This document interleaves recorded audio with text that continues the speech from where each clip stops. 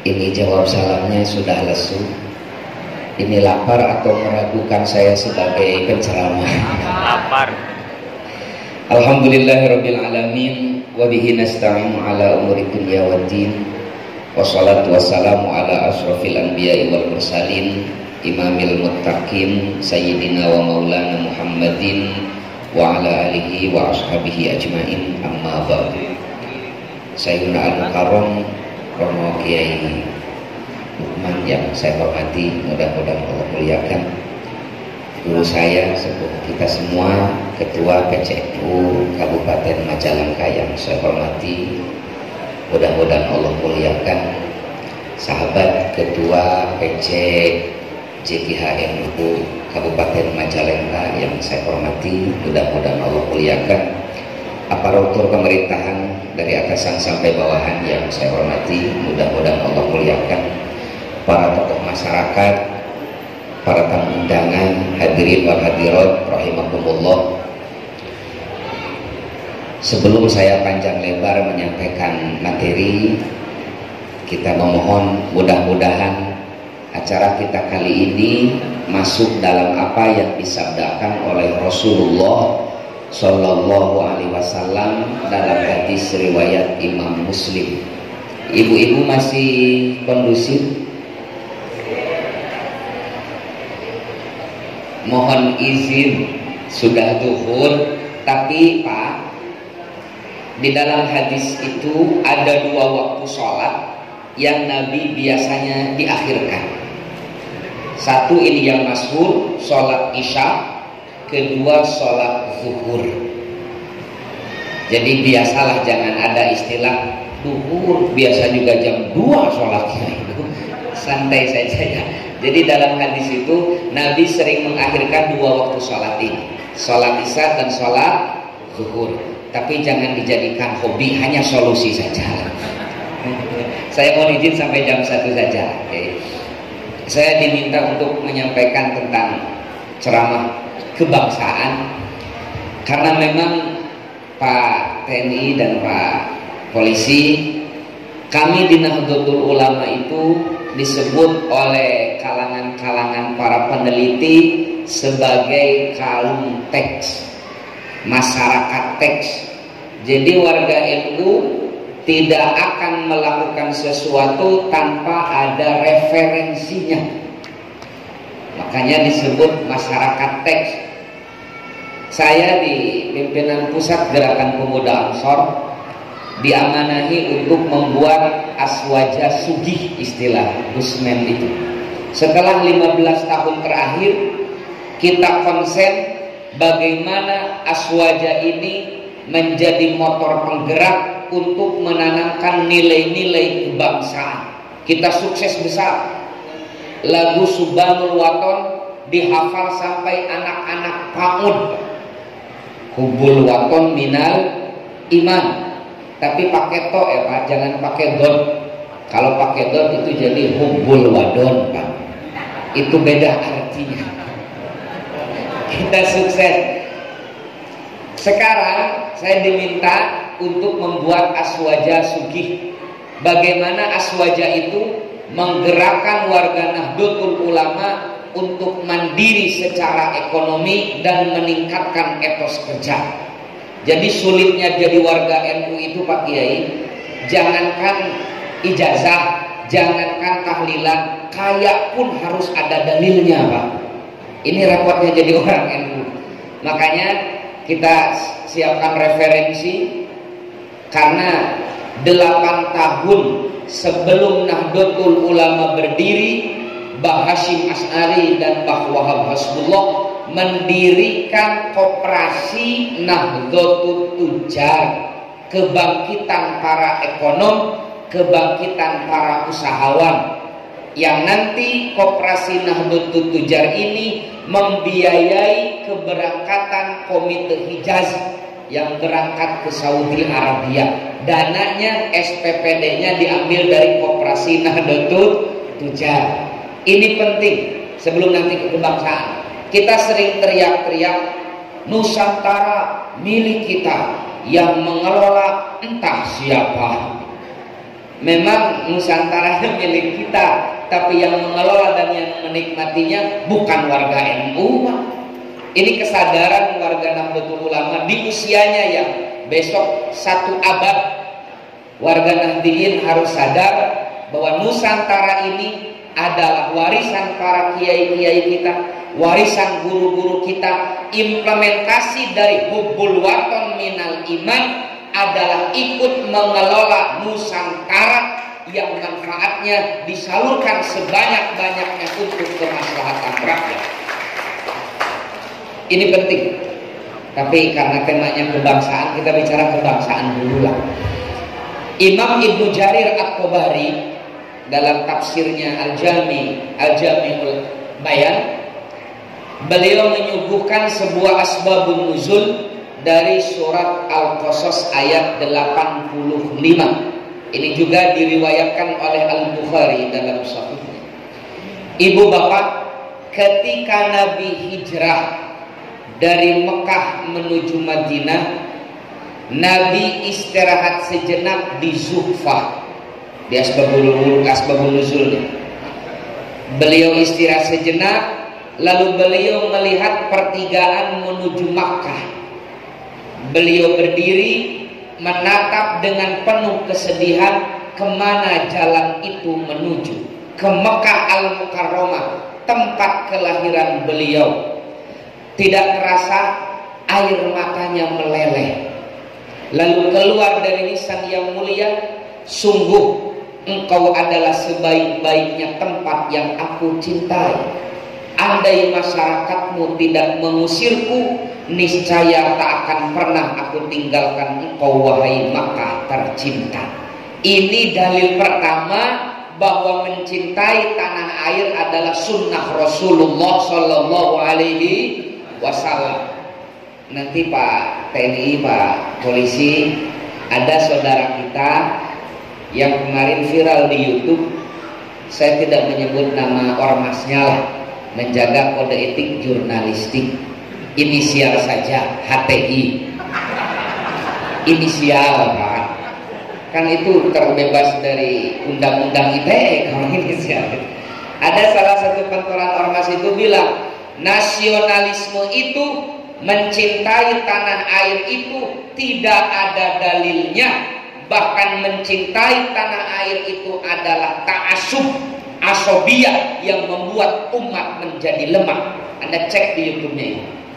Lalu saya jawab, kepada Kiai NU itu jangankan dalil mencintai tanah air, dalil ngerokok kita punya Pak. Tapi gak akan saya sampaikan hari ini ya. Salah satu dalil mencintai tanah air ini asbabun nuzul dari surat Al-Qasas ayat 85 ini. Lalu setelah Nabi bilang, sungguh engkau adalah sebaik-baiknya tempat yang aku cintai, malaikat Jibril turun membacakan wahyu surat Al-Qasas ayat 85 ini. Innallazi faradha 'alaikal Qur'an laradduka ila ma'ad. Sungguh Muhammad, Allah yang telah mewajibkanmu menjalankan hukum-hukum Al-Quran, laradduka ila ma'ad, akan segera mengembalikanmu ke tempat kembali. Ikrimah, Maqatil dan Mujahid menerima riwayat dari Ibnu Abbas bahwa ma'ad, tempat kembali dalam ayat ini adalah Makkah Al-Mukarramah dengan futuh Mekah beberapa tahun yang akan datang. Jadi kalau kita mengikuti penafsiran Ibnu Abbas itu begini, sungguh Muhammad, engkau jangan berkecil hati, Allah akan segera mengembalikanmu ke Makkah. Makanya Al-Imam Ismail Haqqi Al-Hanafi dalam tafsirnya Ruhul Bayan, beliau memberikan catatan, wa fi taksiril ayat isyaratun ila anna hubbal waton minal iman. Dari tafsir ayat ini ada isyarat bahwa mencintai tanah air adalah bagian daripada iman. Lalu Nabi semangat melanjutkan perjalanan menuju Madinah. Begitu Nabi sampai di Madinah Pak, di Madinah sedang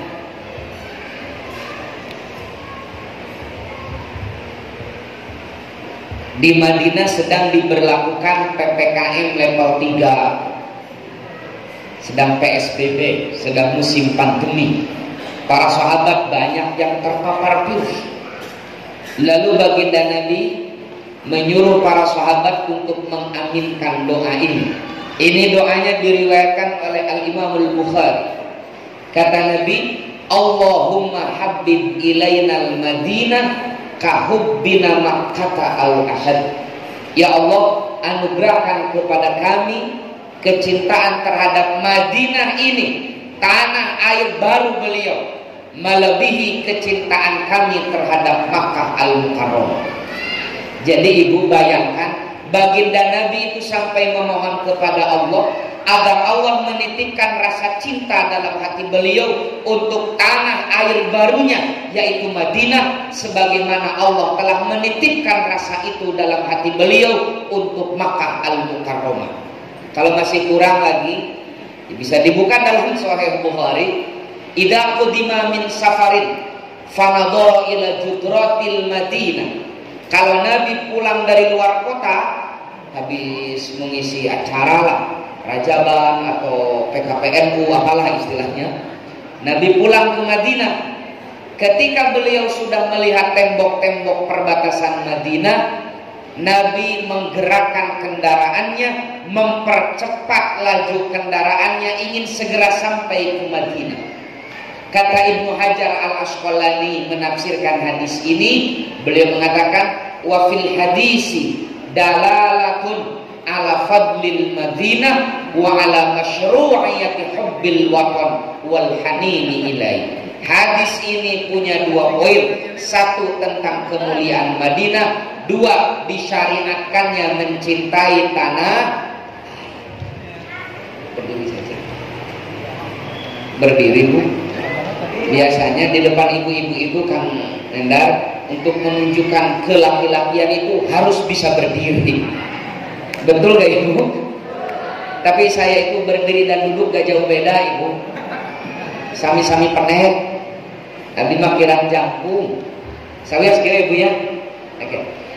Inilah dalil-dalil banyaklah sekali tentang mencintai tanah air. Intinya Ibu Bapak, kita didoktrin oleh kiai-kiai kita, cinta tanah air bagian daripada iman. Artinya mustahil kita bisa mengamalkan keimanan kita. Tak mungkin kita bisa merealisasikan keislaman kita tanpa punya tanah dan air. Bu, biasa hidup di awang-awang, calangap jika tongeret. Enggak, di tanah Indonesia kita berpijak. Tanah Indonesia tempat kita sujud. Air Indonesia yang kita minum. Dengan air Indonesia pula kita bersuci. Makanya menjaga tanah air adalah modal utama untuk merealisasikan cinta keimanan kita kepada Allah Subhanahu wa ta'ala. Nusantara ini Ibu, dari Sabang sampai Merauke adalah sajadah panjang kita umat Islam di Indonesia untuk sujud dan mengabdi kepada Ilahi. Kalau kita mencintai Allah, maka cintailah tempat sujud kita kepadanya, yaitu Indonesia. Kemarin Mufti Agung Mesir Syekh Ali Jum'ah bilang begini, nasionalisme itu, hubbul waton itu, cinta tanah air itu adalah sesuatu yang paling dibenci oleh teroris. Makanya kalau di daerah kalian, kata beliau, tidak mau benih-benih terorisme muncul, tidak mau benih-benih radikal tumbuh kembang, gelorakan nasionalisme, suarakan hubbul waton, karena mereka sedikit pun tidak mencintai tanah airnya. Mereka hidup di Indonesia, mereka makan, mereka beranak pinak di Indonesia, tapi sedikit pun mereka tidak merasa berdosa, bahkan bangga ketika membuat kekacauan di tempat mereka hidup. Kenapa? Teroris itu sedikit pun tidak mencintai tanah airnya. Makanya kata Syekh Ali Jum'ah, kalau tidak mau benih terorisme lahir, suarakan hubbul waton minal iman. cinta tanah air bagian daripada iman. Kalau saya tanya sama ibu-ibu lah, bapak-bapak nanti dulu ya Pak, Bu, ayah ibu-ibu teh cinta ke Indonesia nama lempeng. Bu cinta ke Indonesia esok ngaduakeun Indonesia tong bohong. Ibu cinta ke Indonesia nya cinta esok ngaduakeun Indonesia nyata ngadoa ke abdi nabi halali kawe anharomika. Bagaimana kita mendapatkan rizki yang berlimpah kalau tanah air tempat kita hidupnya tidak aman? Makanya Nabiullah Ibrahim memberikan teladan bagi kita.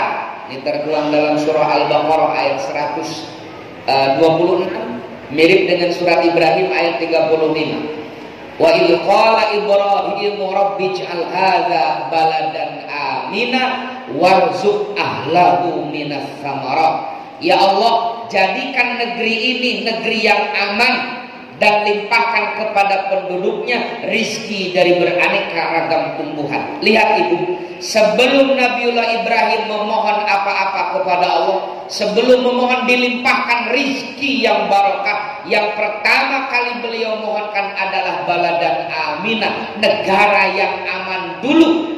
Karena dengan negara aman, ibadah akan nyaman. Dengan negara aman, belajar akan nyaman. Dengan negara aman, bisnis akan nyaman. Dengan negara aman, poligami aman. Kuncinya negara aman dulu. Kata Imam Thohir Ibnu Ashur, ini saya sengaja kutip Al-Quran dan tafsirnya karena kebetulan ada senior saya, kakak seperguruan saya, Kang Gus Nendar, sesama LC alumni Ciputat. Beliau di tafsir hadis, saya di akidah bersahabat ibu-ibu. Hanya untuk menunjukkan kepada beliau bahwa juniornya ini mampu untuk dibanggakan. Kata Imam Thohir Ibnu Ashur dalam tafsir beliau At-Tahrir wa Tanwir, ketika menafsirkan surah Al-Baqarah ayat 126 ini, kata beliau, doa ini masyhur dari Ibrahim, tapi sejatinya inilah doa setiap para rasul untuk negaranya. Tidak ada seorang nabi pun yang tidak mencintai tanah airnya. Semua nabi mencintai tanah airnya. Semua nabi berdoa yang terbaik untuk tanah airnya. Jadi kalau kita mencintai tanah air, maka itu adalah sunnahnya para Rasulullah Shallallahu Alaihi Wasallam. Jangan bimbang, jangan malu, suarakan hubbul waton minal iman. Cinta tanah air bagian daripada iman. Ibu, jangankan tidak punya tanah air. Awal tahun 2019 PBNU mengadakan seminar internasional. Salah satu pematerinya adalah Syekh Adnan Al-Afyuni, Mufti Syafi'iyah dari Damaskus, Syria, penulis kitab Al-Alaqah Bainad Din wal Waqf. Setelah selesai seminar, saya sowan sama beliau, ngobrol. Kata beliau, bersyukurlah kalian wahai saudaraku bangsa Indonesia, karena kalian hidup di negara yang aman, sehingga kalian bebas mengamalkan ajaran agama tanpa was-was. Kami ini di Suriah, kata beliau, yang sudah 8 tahun perang saudara, keamanan tak harus di mana kami temukan. Jangankan untuk semaan, jangankan untuk pengajian seperti ini, hanya untuk Jumatan saja, kata beliau, kami ini was-was. Karena banyak kasus ketika kami khidmat ibadah Jumat, tiba-tiba bom bunuh diri meledak di tengah-tengah masjid. Ketika kami khidmat ibadah Jumat, tiba-tiba roket ISIS meledak di masjid kami. Jadi Pak, di Suriah itu karena negaranya tidak aman, mau Jumatan saja takut, sulit, takut, was-was.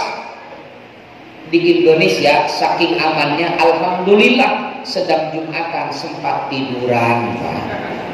Jadi di Suriah mah serek Jumatan teh bisi aya bunuh diri teu aman, di Indonesia mah bakat ku aman nuju Jumatan tiasa kulem. Alhamdulillah. Makanya yang pertama, doakanlah negara kita agar dijaga oleh Allah Subhanahu wa taala. Yang kedua, kalau kita mencintai Indonesia, maka ikutlah dalam mengelola Nusantara. Ini penting. Nanti ada yang berbisik, sebentar lagi kan tahun 2024 musim politik. Enggak. Ketua Umum PBNU di mana-mana Gus Yahya itu menegaskan, NU tidak terlibat dalam politik praktis. NU tidak terlibat dengan politik praktis. NU berpolitiknya politik kebangsaan. Nanti tanyalah sama Ketua PCNU, beliau yang lebih otoritatif menjelaskan bagaimana sebenarnya politik kebangsaan versi Nahdlatul Ulama. Yang pertama, doakan Indonesia. Yang kedua, mari kita ikut andil mengelola Indonesia sekemampuan yang telah Allah berikan kepada kita. Yang menarik itu, bapak-bapak, Syekh Mutawalli Asy-Sya'rawi dalam tafsir beliau Khawatirul Quran ketika menafsirkan surah Al-Anbiya ayat 105, Annal arda yarisuha ibadiyas sholihun, kata Syekh Mutawalli Asy-Sya'rawi, as-sholihun di sini adalah soleh duniawi, profesional, karena yang dapat mengelola sumber daya alam adalah mereka yang punya keahlian profesional. Saya tanya sama para kiai di sini, kinten-kinten Pak, minyak yang ada di perut Nusantara bisa keluar dan dimanfaatkan hanya dengan istighosa? Gak bisa. Perlu ada ilmu pertambangan. Ibu nyanak pasir besi sakarung, simpan diwirid 7 poe 7 peuting, jadi biji besi muat. Harus ada ilmu. Makanya kata Syekh Mutawalli Asy-Sya'rawi, as-sholihun di sini adalah soleh duniawi, profesional. Artinya kalau warga NU mencintai Indonesia, setelah mendoakan, mari kita arahkan anak-anak kita dorong anak-anak kita supaya memenuhi sekolah-sekolah umum agar anak-anak kita profesional. Stok kiai itu bagi NU 20 tahun ke depan aman. Lirboyo saja sekarang santrinya 37 ribuan, belum babakan Ciwaringin, belum di Butet, aman. Tapi yang mengkhawatirkan di tubuh Nahdlatul Ulama adalah kader-kader yang profesional dalam ilmu-ilmu umum. Kemarin ketika di halaqah tertentu saya sampaikan pada para kiai, kira-kira para kiai bangga gak kalau ada santrinya, kalau ada alumninya yang jadi Kapolda? Mereka sepakat bangga. Bangga gak kalau ada santri kita jadi jenderal?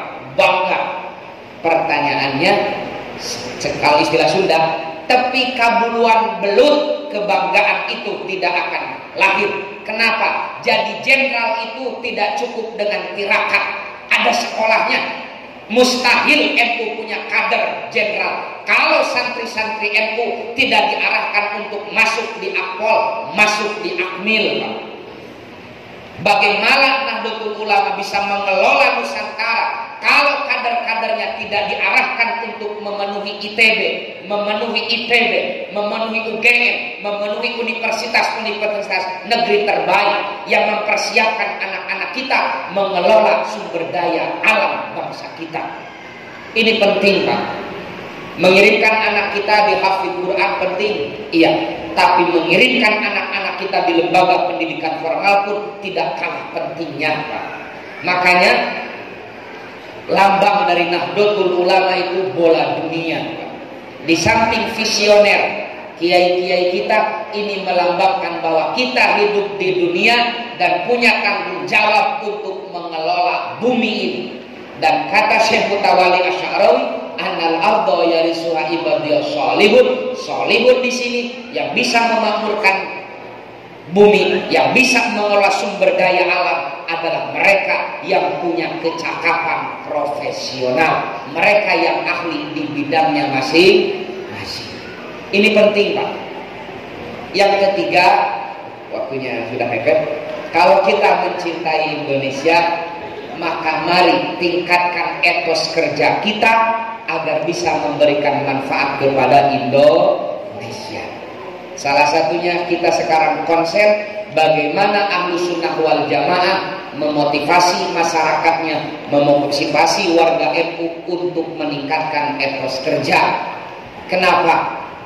Pak Hoyong Benghar, Pak Hoyong Benghar, Ibu Hoyong Kaya Raya, tadi ijazahna terus dikatampi di Syaikuna Al-Mukarram, wajib benghar, wajib benghar.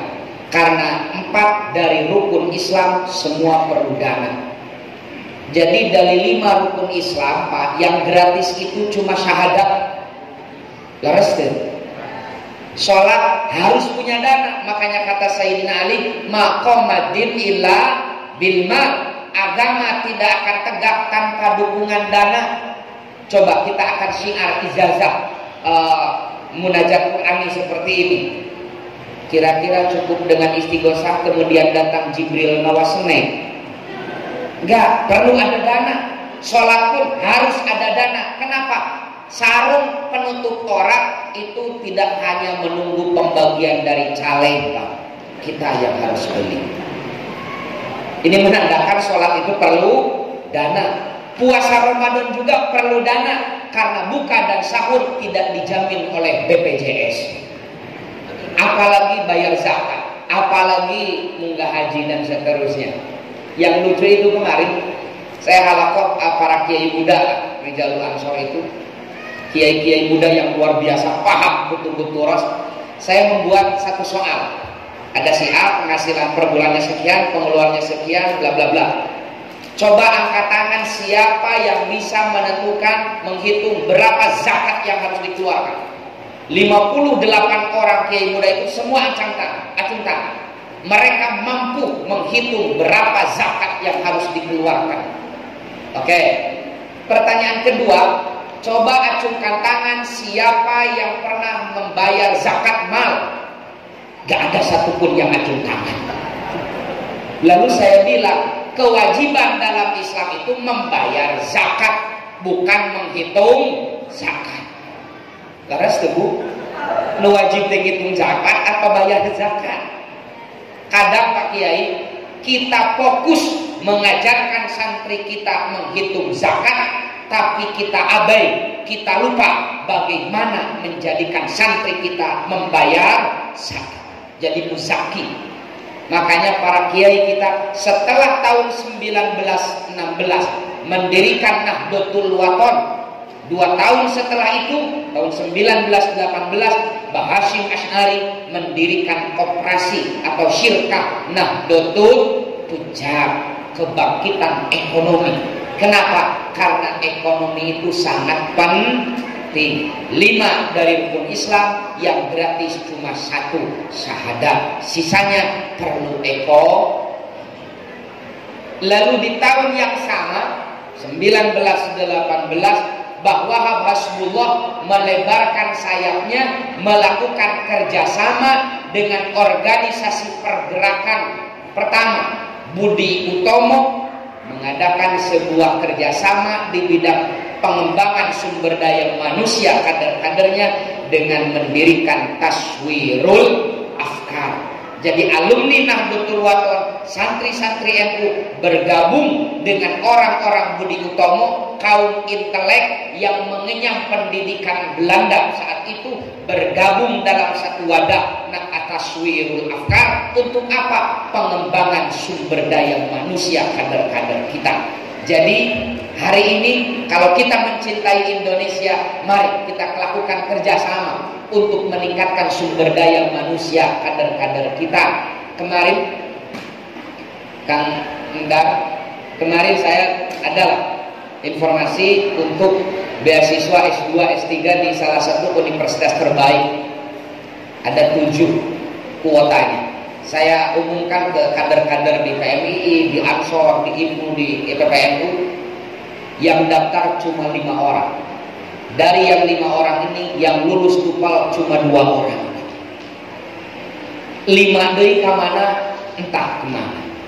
Artinya bukan Allah yang tidak sayang, bukan negara yang tidak berpihak kepada kita, tapi kita yang belum siap untuk mengelola. Makanya diharlah JKH yang ke-72 ini, mari para kiai tolong bimbing kami, gali dari Al-Quran, bagaimana Al-Quran itu memotivasi kami, memotivasi kita warga Nahdlatul Ulama di bawah untuk meningkatkan sumber daya manusia, untuk meningkatkan sumber daya etos kerja, untuk meningkatkan berbagai keterampilan warga NU. Kenapa? Karena satu kali lagi, negara dikelola oleh mereka yang punya keahlian. Jadi mudah-mudahan di ulang tahun Nahdlatul Ulama yang ke-1 abad besok tanggal 16 Rajab, mudah-mudahan warga Nahdlatul Ulama sadar kita sudah berusia 1 abad. Tapi kalau kita melihat komposisinya, memang mayoritas jumlah kita mayoritas NU itu, tapi yang menguasai teknologi, yang menguasai tatanan ekonomi, yang menjadi petinggi-petinggi di alat-alat negara siapa? Bukan warga NU. Ini penting kita jadikan sebagai refleksi untuk merubah mindset, untuk merubah gerakan kita menyongsong usia Nahdlatul Ulama yang genap 1 abad ini. Mari kita merefleksikan sudah sejauh mana Nahdlatul Ulama berkiprah dalam memajukan bangsa yang kita cintai ini. Itu sajalah mungkin yang bisa saya sampaikan, terlalu siang. Jadi kalau kita mencintai Indonesia, satu, naon cenah? Pohon deui. Doakan Indonesia. Kedua, tingkatkan sumber daya kita, SDM kita untuk ikut mengelola Nusantara. Yang terakhir, mudah-mudahan ini menjadi pengingat 5 rukun Islam yang gratis 1. Intinya warga NU kaum muslimin harus kaya raya. Nabi pernah berdoa, Allahumma inni a'udzubika minal kufri wal faqri. Imam At-Tabari, Imam Al-Qurtubi, Pak, ini untuk menunjukkan bahwa Nabi orang NU mencintai Indonesia. Tah Nabi ge cinta Indonesia, tah dalilna, tah hadisna, jadi cinta Indonesia. Kenapa? Nabi juga mencintai Indonesia. Kita geserkan, warga Nahdliyin harus kaya. Kita gali bahwa Rasulullah SAW juga kaya raya. Kata Imam Al-Qurtubi, penulis tafsir Al-Jami' li Ahkamil Quran, ada 2 dalil dalam Al-Quran bahwa Nabi Muhammad itu mustahil miskin. Nabi Muhammad itu kaya raya. Dalam Al-Quran minimal kata beliau ada 2 dalilnya. 1, Nabi haram menerima zakat. Betul gak? Salah satu pertimbangannya karena nabinya orang kaya. Kedua, Nabi dilarang oleh Allah menerima upah dari dakwahnya. Nabi dilarang oleh Allah menerima bayaran dari ceramahnya. Tapi mohon dicatat, yang dilarang itu Nabi, Pak.